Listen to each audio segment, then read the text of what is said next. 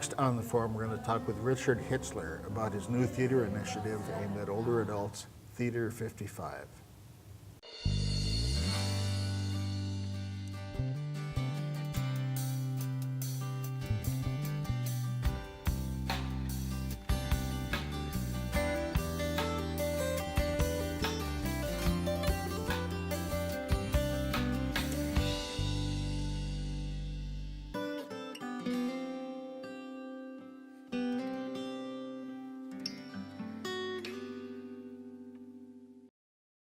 Hi, Richard, welcome. Thank you. Thanks for having me. So, Richard Hitchler, I've known you a little bit over the years Yes. because you were the director of Stepping Stone Theater in St. Paul. Correct. Which, it's fair to say, is an institution in theater. And we're going to talk about your new initiative, but tell me a little bit about your time at Stepping Stone. I spent about 20 years at Stepping Stone Theater, which is a theater for youth here in St. Paul. And I spent 20 years as the artistic and executive director, creating new works, building it up from a small arts organization that was in the basement of the Landmark Center to the institution it is now in this new facility. Did a $5 million capital campaign for that, and put it on a national front where it was known somewhat within the Twin Cities itself, but became very much of a national theater for youth with new works, new play development, works that have gone on to be produced all over the country and nationally and internationally. So it was a great time, great experience doing that, and after about 20 years it felt like it was time to hand it off to someone else. And that's what happened. So now I spent a couple of years and am still at the Minnesota State Arts Board and had the itching to create a new theater, and found this opportunity and realized through my work with the Arts Board that only 15% of people over the age of 65 were actually creating the art, but you'd see a lot more than that as participants, observers of theater in particular, but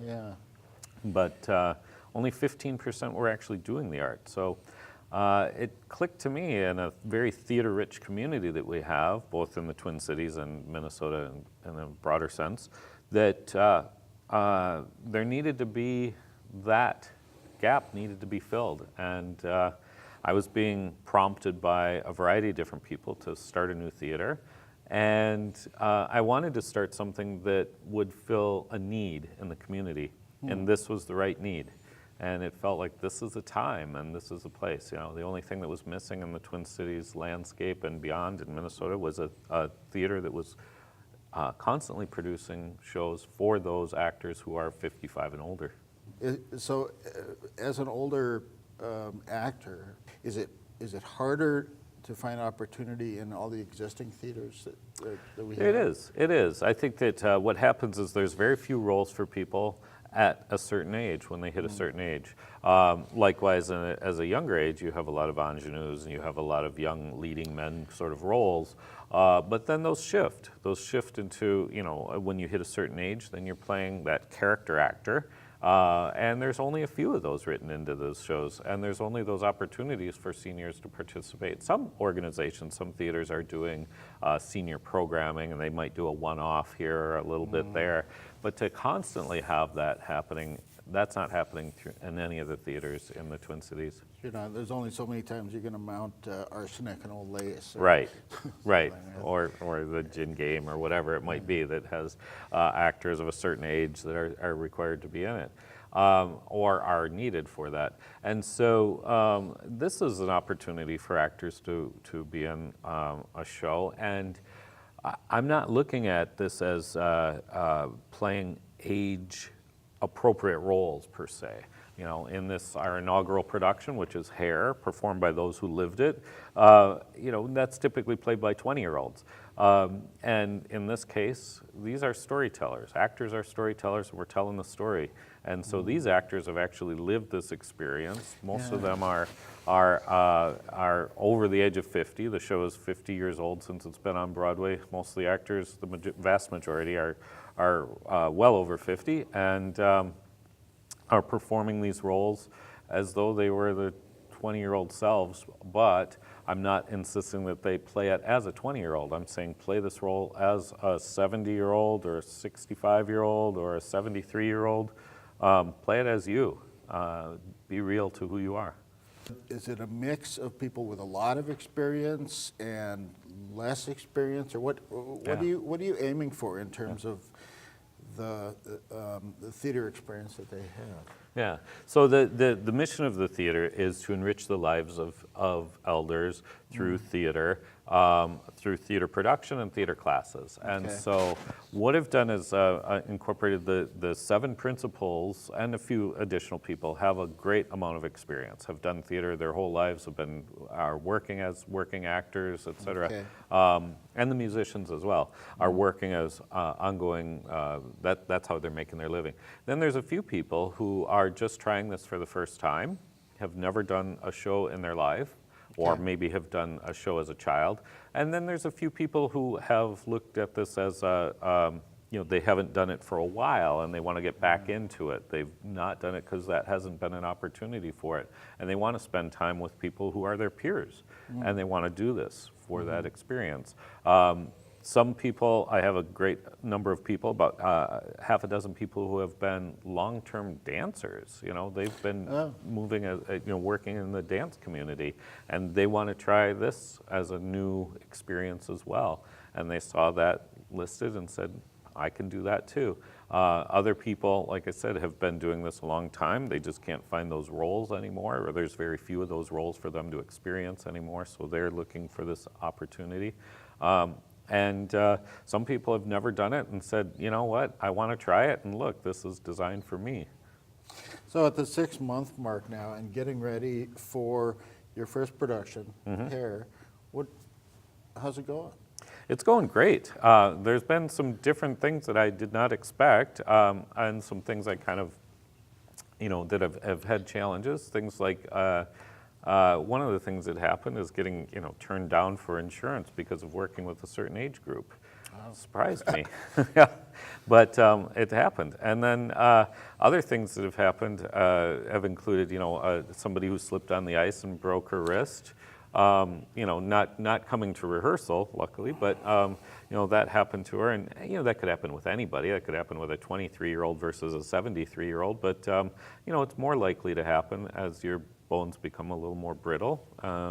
Other things that have happened that have been kind of an interesting challenge. I did have an actor who had a heart attack, which surprised me, and thank goodness she's alive and well, and her doctors encouraged her to stick with the show, and that it was perfect for her because it's giving her all of the things she needs to move, think about having a purpose. She's 70, 71 she'll be, and she's got all of these perfect things that are aligned with this. She's made new friends. She's very active in the community and an activist herself. And this is a new thing for her to do, is to be on stage and be in a show like this, and she's loving it. And like she said, not only are my doctors encouraging me, but now they've all said they're coming to the show. We were talking earlier about your time at Stepping Stone, and you were working with a group of participants from 9 to 19, it's about 10 years age group. Right. What's the difference in working with this age group? It's a fantastic difference. There's probably more similarities than there are differences in a lot of ways. There's still insecurities about certain things. I think we all go through life as human beings. We're all insecure about certain things. We're all worried we're not a good enough singer, we're not a good enough dancer, we're not a good enough actor. So you're overcoming all of those things, or can I remember this, or can I do this at this point, and people asking for permission to do certain things. So there's a lot of similarities in that. And so the idea of working with a variety of different people, and people from all sorts of backgrounds too. And now that happened a lot when I was at Stepping Stone as well, was working with a variety of young people coming from different economic backgrounds, different cultural backgrounds, all coming together and having to build a team. This particular show has and requires, people from different backgrounds and different cultural differences that would come together And again, because they called themselves a tribe in this, and this is part of the show, that they are building community in a different way. And so it's all about that building community. And what I see is that same thing happens. People do create community. There's a big difference in young people versus older people in that,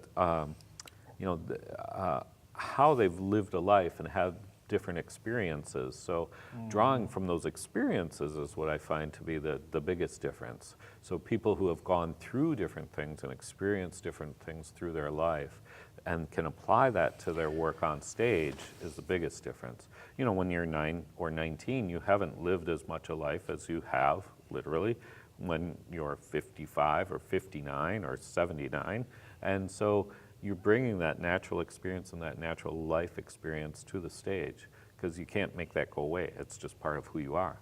I want to ask you why you chose hair, but I kind of already know.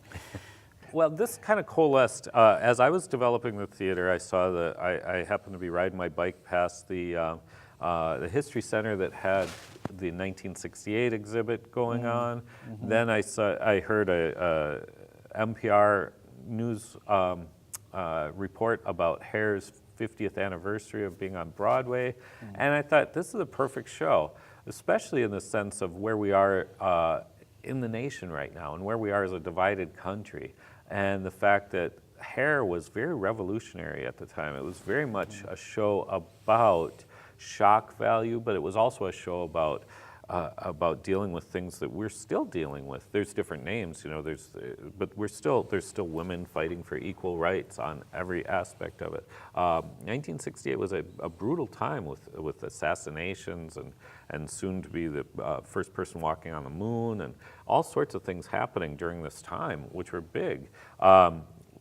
Being at war, we're still at war, in a nation. And so we see this, that the more things change, the more they stay the same. 50 years has passed, and a great number of people who were fighting for the good of humanity are still having to fight for the good of humanity. And that's one thing we have to continually do. And one of the people who auditioned said it very well. He said, if we go into protest, who are you going to follow, an old person or a young person? You're going to follow an old person who's been through that fight and knows how to fight and knows how to beat the system and how to work within the system too to make that change. And that's what we need to do, because right now we're still in this place where some things have changed. They're different names. We have a Me Too movement, versus other things, things. There was interracial marriage was a huge thing at the time. Now we're talking about gay marriage. So there's different things are happening, but we're still fighting for these things, for basic human rights in our country. And that's where we want to continue to do a show like this and keep fighting that fight and show that, I think every person who is a senior and every person who's young wants to fight and leave a better place. But at this age, after you hit a certain age, you have less time to make that happen. So you really want to push that. And so this show became something that was really important from that aspect. It also is a musical with great music in it. Yes, it's a wonderful show. And these people are singing. I have a cast of 27 people who can sing like nobody's business. And it's great to have them here and have them singing and putting this show out and on stage. And I'm constantly amazed by the chances and the risks they take as actors and singers and performers on stage. And they are, they're not afraid. They're not afraid to get out there and put it all out there. And that's what's wonderful. So yeah, 6 months ago I started this theater. I was thinking, I want to do a show. This show sort of just kind of came. And it kind of goes, I always think of things in threes. They sort of happen in threes, and these three things kind of coalesced together at the same point and made it exactly what I wanted to do as our inaugural production. And it seems to be speaking to people on a number of levels. If you're just joining us, I'm talking with Richard Hitchler, former longtime director and artistic director at Stepping Stone Theater. about his new theater initiative, Theater 55, and their upcoming production of Hair. When are we going to see this? Where is it going to be presented? Yeah, it opens on January 31st and runs through February 10th, and it will Okay. be performed at Mixed Blood Theater and On the in West Minneapolis, on the West Bank of Minneapolis, Okay. yeah, Mixed Blood Theater. And when I talked with Jack Ruler, who's the artistic director there at Mixed Blood, he said right away, oh, you got to do the show here. When I told him I was doing it. Well, the first thing he said is, you're starting another theater? What, you didn't learn? Well, the West Bank was sort of the Haight-Ashbury of Minneapolis. It at is, one yes, time. absolutely. And so Jack insisted that we do the show there, and he said Nice. it's got to be the place you do that kind of show. And I thought, absolutely. How long are you running? At the, It's a 2-week run, so it's not a very long run, but we're doing 10 shows during that time. Okay. Yeah, and so, and we need to fill it, because in order for Theater 55 to continue, we need to fill all those seats, so. How long of a piece is it? It's about 2 hours long, Okay. and there's an intermission. There'll be concessions, there'll be time. Yeah. We're having the first Friday night of performance, which is February 1st. We're having a 1969 dance party immediately following the show. There's a lot of great music in it. There's great. Is there any the audience involvement? I mean, can they? Oh, the audience will absolutely be singing along, and by the end, they'll definitely be singing along. And the actors will be out in the audience, much like the original production. What's interesting is this originally was done at Shakespeare in the Park with very little music. Oh. And so the audience was part of that. And when it went to Broadway, one of the producers said, wait a minute, we need a show that has a lot of music in it. And thus, all of those songs were written, and those came about, and they became, those songs, I was reading where those particular songs, that musical has more top 100, pop music than any musical since. Nice. Yeah. What do you think? What other ideas are you kind of kicking around for future projects? I'm looking at and doing a lot of reading of what are older adults going through in their life. So Yeah. there's oftentimes what's come up quite a bit is love and loss of love, whether it's through divorce, whether it's through someone passing on, whether it's through all sorts of other things, loss of love, whether that's, your kids move on, so on and so forth. So to me, one of the greatest love stories is, of course, Romeo and Juliet. I thought it would be fun to do a production of Romeo and Juliet the second time around. Oh, nice. See what happens later in life and do just a different little spin on it. Nice. And I think taking shows like that are part of the senior community, part of the elder community, and looking at what happens as you begin to age. What are some of those things that happen? And from 55 to 85, like we were talking about earlier, is a whole lot happens during that time, that 30 years of your life. There's a whole lot of experiences that happen. People are starting second careers, third careers by that point. People are Picking learning. up new interests. Absolutely, yeah. There's new things. Yeah. There's a man who had told me he's turning 71 in just a month, and he's been a dancer since he was 15. Wow. A Filipino dancer specifically. Wow. And he saw this, thought, I'm going to try acting. He said, I don't want to just spend my time, doing all the things that a quote-unquote senior is supposed to do, babysitting the grandchildren, playing golf, and buying a metal detector. Right, and looking for puttering, coins on the beach. So he wanted to really experience this and do something different, and this was it. So he thought this would be great. I had no idea he was 70 even. Tell me a little bit about this rehearsal that we're going to see a glimpse of. Sure. And I want to know how people can get in touch with you who might see this and want to learn more, participate. Mm-hmm. What you're going to see in rehearsal tonight, we're going to start with kind of a running through the first about 30 pages of the script that we've gotten through so far, and then we're going to continue on staging and choreographing through the rest of the show. So, one of the things I think in theater you find is about when you're when you're about midway through, which we are, that's the roughest time. That's the roughest time because you've learned it, you've got it, now you're putting that muscle memory to work. Because you've learned that, and so now when you're in that process, and it is a tough process. I mean, actors and theater directors, you go through this all the time where you're looking at it and you know you only have a few more weeks of rehearsal and you're thinking, oh, I need like 6 more weeks of rehearsal. And you don't. You know, this starts to come together. People get up on their feet and they start moving through it and they're really experiencing that. So that's what you'll see tonight. And then learning more about us is what's important, and I think theater55.org is the place to find out more and sign up for emails, learn more. What if they want to participate? If they want to, we have a place on there to sign up for that too, and ask people. We are looking for people to help out, you know, right now in the box office and to usher. So we're looking for that as well for this current production. So if they want to get involved just right away, that's a great way to do it. Come see the show is the first thing I would say, and experience it and see if that's something that you want to do after that. Okay. We're going out from here. The plan is to work with some of the senior homes and provide classes and some actual work that would happen at the senior homes. So we'll be doing classes, play readings, things like that are happening right there in the home. And having classes and more work, and then a fall production we'll do, and then the plan would be to do a spring and a fall production from here on out and do some classes in the interim in between those productions.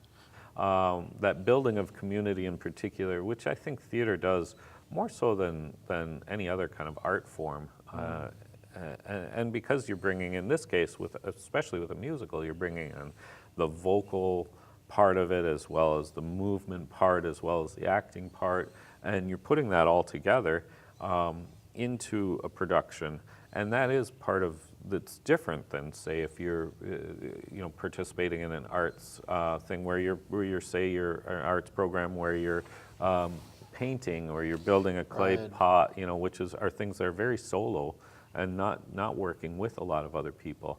And so in this case, you're having an opportunity to work with a very large group of people and coalesce that and bring that together in a different way. There's teamwork.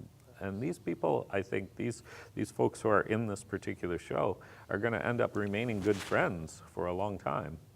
And that's one thing that I think is really important. And I saw that with youth, and I'll see that I think I'm seeing that already developing quite strongly, those strong bonds that are happening with the older folks who are part of this, I believe it. I mean, to participate in theater, you're taking some risks and you're exposing yourself in a way that you might not in other art forms, and I think you create bonds when you're doing.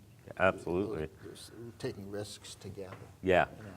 It's much different than a lot of different art forms, and it's different than other things you might do as well. I mean, people can bond over a lot of different things, but when you hit a certain point in your life, and even when you're younger, you're really creating these bonds that end up being stronger than most, and I think stronger than, say, even when you're playing on a sports team or other things, because you're not competing against the other people, you're actually having to work together to make this work.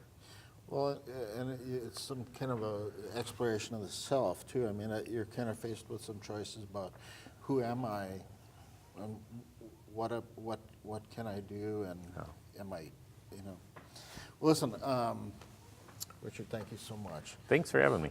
Yeah, thank you for doing this. We're going to leave you all with with a preview of this production and some information again on how to learn about the upcoming production and follow the success of Theater 55. Thanks for joining us. That peace will guide the planet, and love will still stop. This is the dawning of the age of Aquarius, age of Aquarius, Aquarius.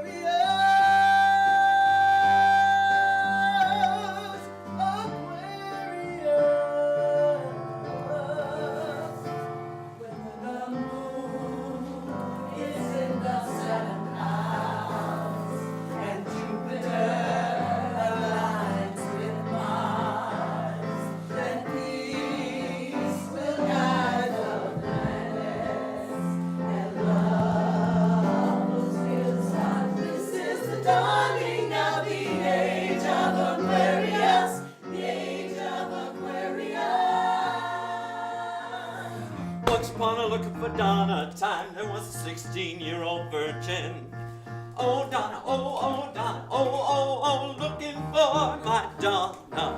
Just got back from looking for Donna, San Francisco, psychedelic urchin.